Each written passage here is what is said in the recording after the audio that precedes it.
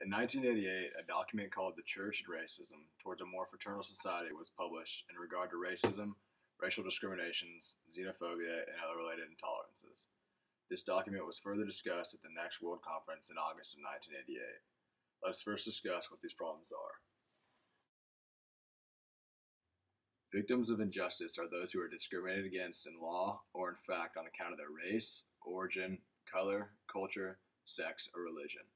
Racial discrimination poses a character of very great relevance by reason of the tension which it stirs up. The members of mankind share the same basic rights and duties as well as the same supernatural destiny.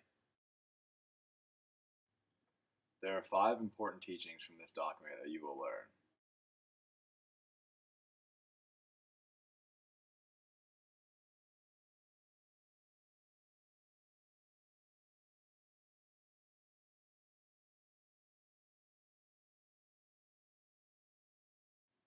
The first teaching tells us the need to respect the right of every man.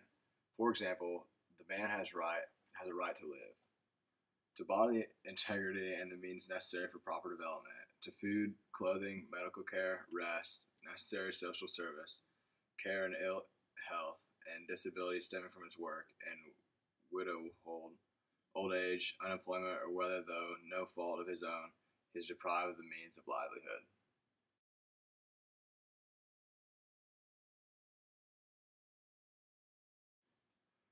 The next is the education of others about other cultures.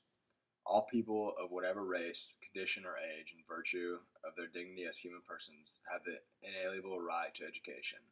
This education should be suitable to the particular destiny of the individuals, and should be conducive to fraternal relations with other nations in order to promote true unity and peace in the world.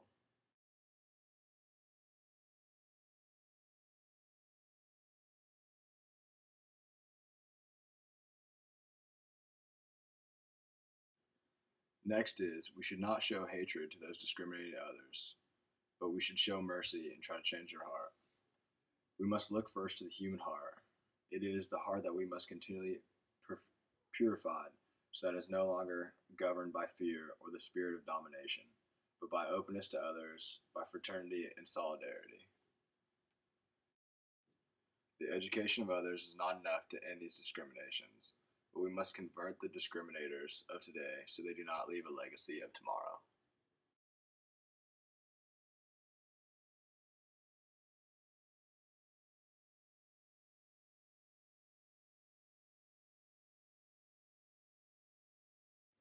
We're also taught the impact of media on the views of people.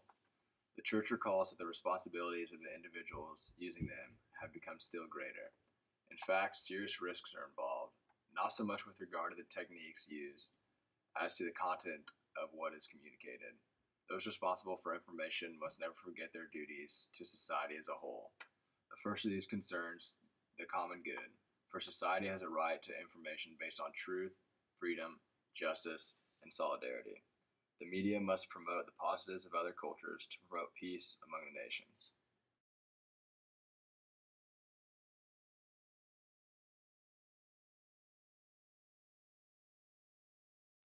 Lastly, in order to ensure all these teachings, the Church must be the front runner in education and the conversion of the wicked hearts.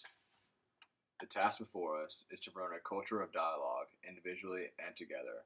We must show that religious beliefs inspires peace, encourages solidarity, promotes justice, and upholds liberty. The Church is the only institution that has the capability and foundation to accomplish the task of ending discrimination.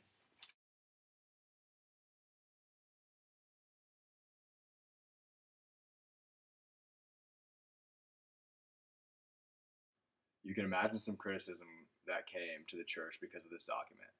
Many so called Catholics were outraged, but when they were told to repent for their discriminations, many decided to leave the Church, but for many it was an eye opener and they asked for forgiveness.